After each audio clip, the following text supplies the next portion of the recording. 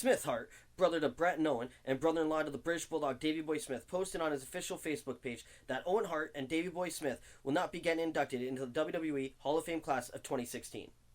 I just got off the phone with my brother Brett, who called to wish me well. In talking to Brett, I can confirm that WWE will not be inducting Owen, Davey, Blue Blazer, or even, as Brett and I suggested, of inducting the entire Hart Foundation as a unit this year in Dallas for their fictional Hall of Fame. This once again proves that the WWE Hall of Fame is nothing more than profiteering, grandstanding, and political BS. It's a shame not only for the fans that still fill my inbox annually holding hope, but also for the WWE, as the task of filling 100,000 plus into Jerry's World seems near impossible with their vastly depleted roster and horrible creative direction.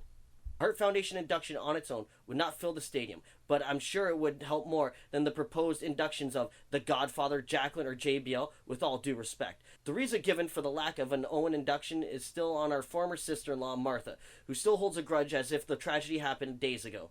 Personally, I wouldn't blame Brett or anyone in my family if they boycotted this year's show. Here's my thoughts on Owen Hart and Davey Boy Smith not getting into the Hall of Fame. First off, you got the Bushwhackers in there. I don't think if anyone knows this, but they have never been tag team champions in the WWE. In fact, they just ate sardines out of a can and licked fans. That was disgusting. Owen and the Bulldog are multi-time tag team champions, not only on their own, but also as a tag team. So how come the Bushwhackers are in and Owen Hart and the British Bulldog aren't? Number 2, Hacksaw Jim Duggan, Koko B. Ware, and Rikishi are all in the Hall of Fame.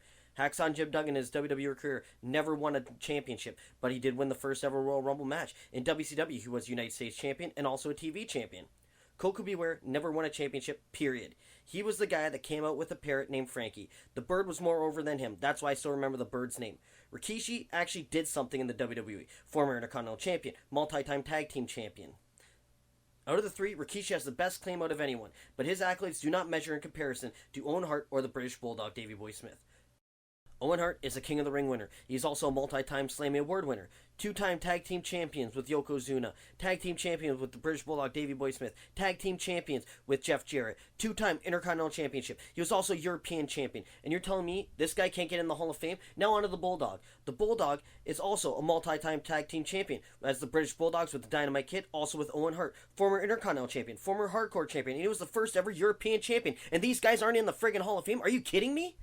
Like, it just seems that the WWE does not care. And now on to my third point. You got the Four Horsemen in there. Okay, the Four Horsemen, I agree. They are an established stable. They are probably hands down the most iconic faction in the history of professional wrestling. Yes, the Four Horsemen were dominant. Hands down, they could have been the longest running faction in North American pro wrestling history. But they were not in the WWE or in the WWF. The Four Horsemen made their names in NWA and WCW. Hart Foundation was solely in the WWF. At one point, they held every championship in the company. Something that no faction has done before or since in the WWE. That is why the Hart Foundation deserves to be in the Hall of Fame. They are probably the most legit WWF faction that there ever was. It just bugs me because both Owen Hart and Davey Boy Smith deserve to be in the Hall of Fame. Their credentials alone speak for themselves. I want to know, what do you guys think? Do Owen Hart and the British Bulldog Davey Boy Smith deserve to be in the Hall of Fame? Leave a comment with your thoughts, like the video, subscribe, and remember to keep watching Wrestling Talk with Classic Chris.